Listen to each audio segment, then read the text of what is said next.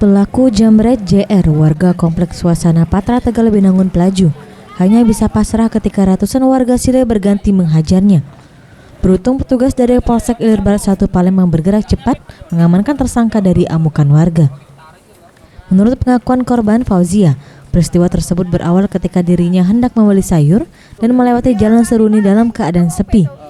Ketika melintas dan berpapasan dengan pelaku, langsung menarik kalung emas miliknya dan ia melawan sehingga pelaku terjatuh dan dikeroyoki warga sekitar.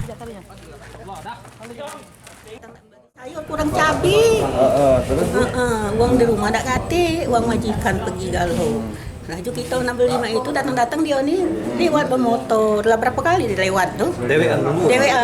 Laju kata dia tu, bu, mati ku nak nanya kan aku nyamak itu, kan ku nyamak itu tangannya lekat di sini. Dekat sini tu pegang pula tanganku.